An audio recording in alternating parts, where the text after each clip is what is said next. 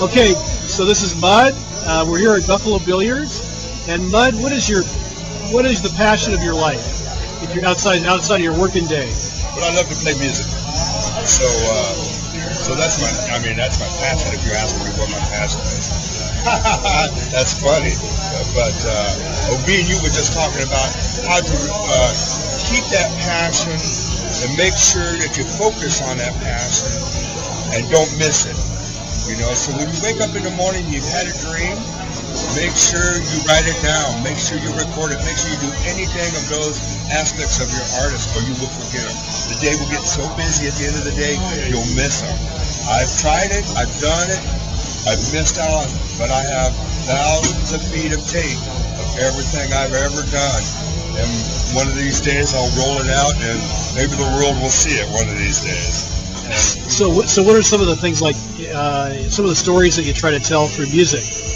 And it has to do with what has happened to me during that week or something. You know, like when I go to work and I work with Union Brothers, so sometimes I'll think of folklore songs, and I realize I get friendship from people that I can speak for them. Like if I pull some old school folklore out, play some folk songs. And it talks about the Bill of Rights and your freedom to be who you are. And to get the response from, working men and teachers and stuff like that is really a blessing. It's a blessing. And all of a sudden, you come up with a song. You come up with, a chorus line. You come up with, and it's like you come from the heart. And when you come from the heart, that's what's going to make it. So what's an example like of a chorus line you came up with the Teamsters that has to do with civil rights and labor rights, or whatever it is? What kind of work do you do? So I'll on the day job? Electricity. Okay. I'm a union electrician. I see. And stuff like that. So I'll be on many job sites with us. A lot of men working so hard they don't get to see their families. So I'll come in early in the morning, like before anybody gets to work, and I'll learn some old folk songs, and we'll talk about the wages we made that day, how hard it is to work for the man that day, and stuff.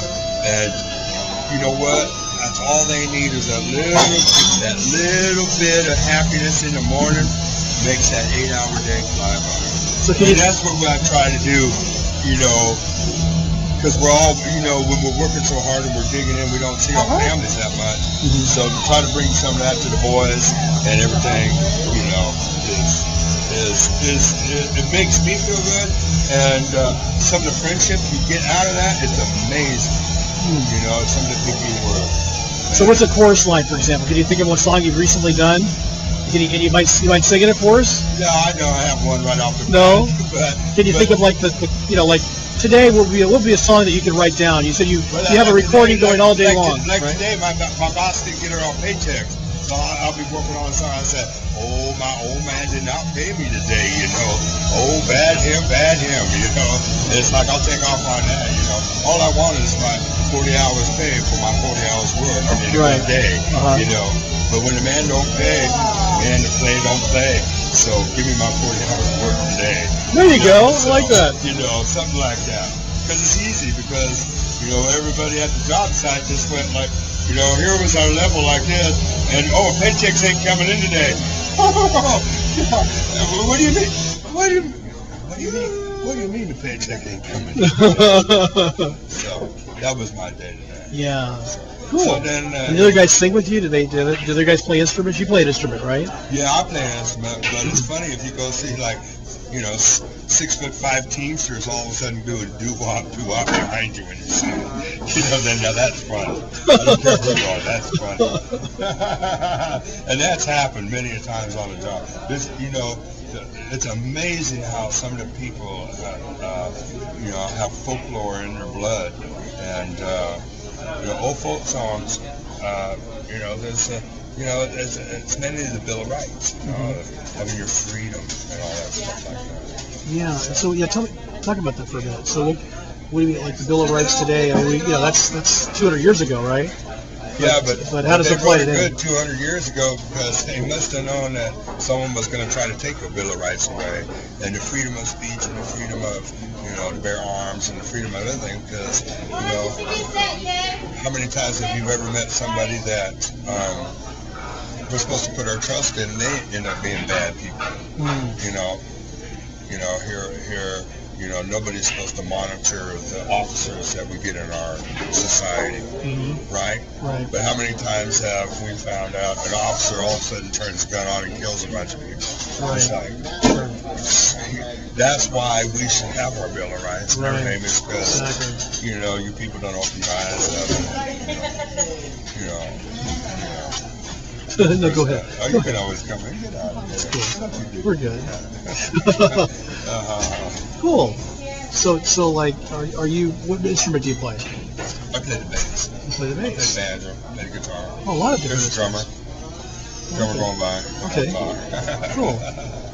And but when I was a kid, my dad got me a banjo when I graduated out of my freshman year, and ever since then I played that, and it's probably one of the instruments that I don't have. You know, if I had any girl problem, if I had any problems, I go out in the woods and I can go play. Excuse me. Cool. And very satisfying, you know, being able to make up my own music and play it out there, and you know, let your mind think and not worry about, you know, that music is my first girlfriend. Music doesn't hurt me. You know, that's terrible to say, girls, but she never lets me down. So, you know, I didn't have the gift of gab, even though I have a lot of gab right now. I never had the gift of gab when I was, but music, never. I could always go to there when I had a lot of time, when I wasn't working, and work with my hands and stuff like that. But yeah, music always was there.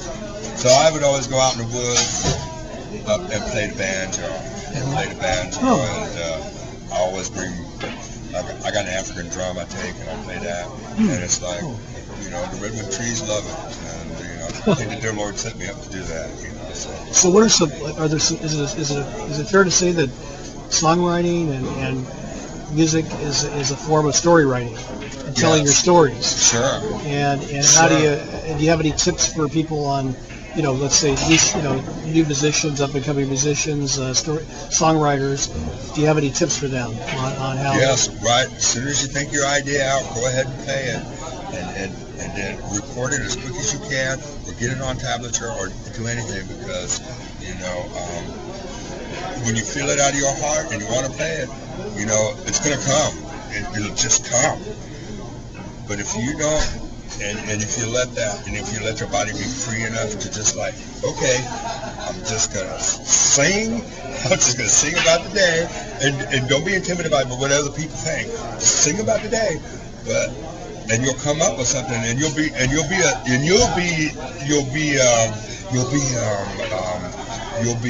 astonished, or you'll be amazed at yourself that you came up with that.